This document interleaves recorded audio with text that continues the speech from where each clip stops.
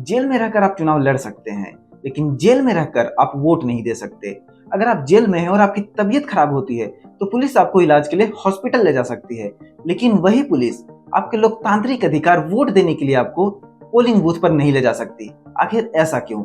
इन सारे सवालों के जवाब जानते हैं आज के इस व्यम विशेष एपिसोड में।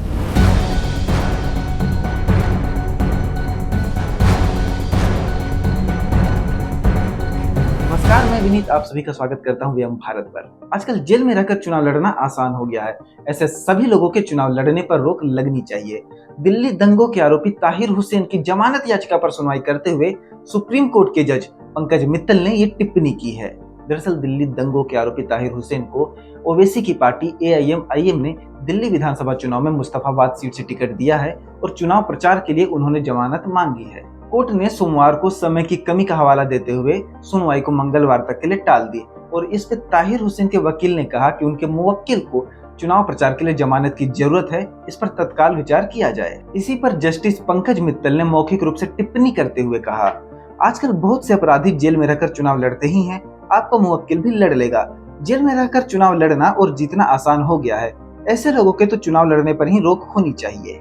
हमारे सामने ऐसे कई उदाहरण हैं जिसमें नेताओं ने जेल में रहकर चुनाव लड़ा है और जीत भी हासिल की है। उन पर भी बात करेंगे, लेकिन पहले ये जान लेते हैं कि आखिर जेल में रहकर चुनाव लड़ने के क्या नियम हैं और अगर आप जेल में रहकर चुनाव लड़ सकते हैं तो जेल में रहकर आप वोट दे सकते हैं या नहीं, और अगर नहीं दे सकते हैं तो क्यों। आइए समझते हैं। सबसे पहले जानते हैं कि जेल में रहकर व्यक्ति चुनाव लड़ सकता है कि नहीं। तो नियम ये कहता है कि जेल में रहकर व्यक्ति चुनाव लड़ सकता है, लेकिन सिर्फ तभी तक वो चुनाव लड़ सकता है जब तक उसके खिलाफ लगे आरोप सिद्ध नहीं हो जाते।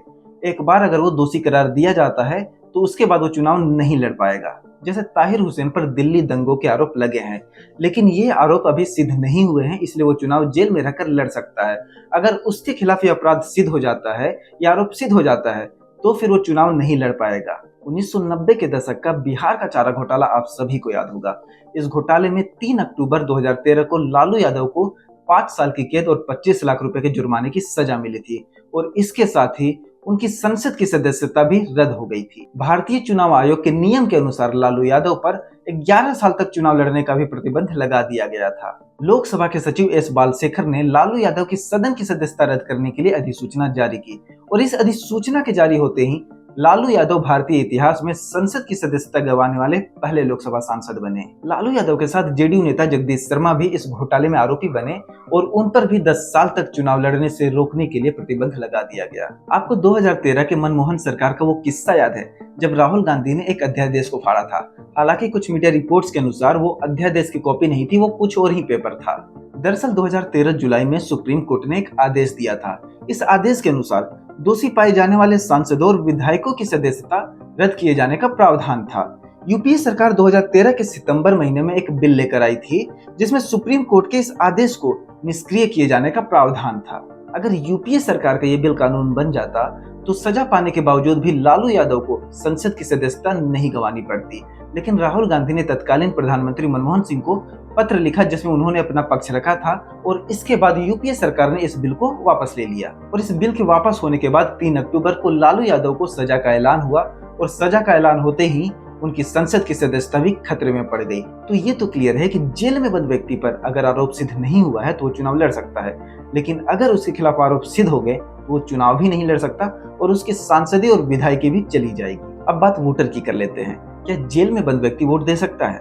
तो जेल में बंद व्यक्ति किसी भी सूरत में वोट दे ही नहीं सकता, चाहे आरोप सिद्ध हुए हैं या आरोप सिद्ध नहीं हुए हैं, वो वोट दे ही नहीं सकता। दरअसल प्रतिनिधित्व अधिनियम 1951 की धारा 62(5) के तहत जेल में बंद कैदी को वोट देने का अधिकार नहीं है, क्योंकि उस व्यक्ति ने तो खुद ही कानून का उल्लंघन किया है और इसी वजह से वो अपने वोट देने के कानूनी अधिकार को खो देता है।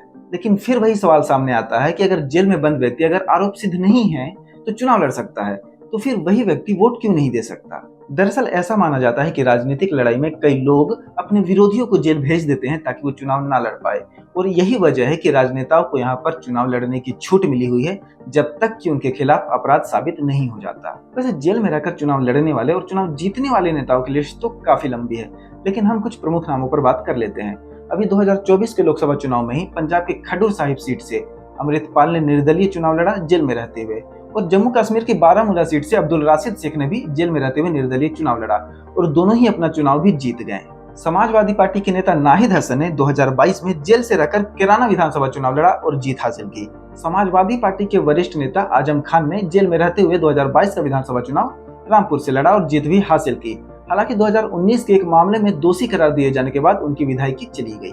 इसी तरह सिमरनजीत सिंह मान, मुख्तार अंसारी, जॉर्ज फर्नांडिस ने भी जेल में रहते हुए चुनाव लड़े थे और इन्होंने भी जीत हासिल की। सो आई होप अभी तक आप लोग ये समझ चुके होंगे कि जेल में रहकर तो आप चुनाव लड़ सकते हैं, लेकिन जेल में रहकर आप वोट नहीं दे सकते और इसके क्या नियम कायदे कानून है।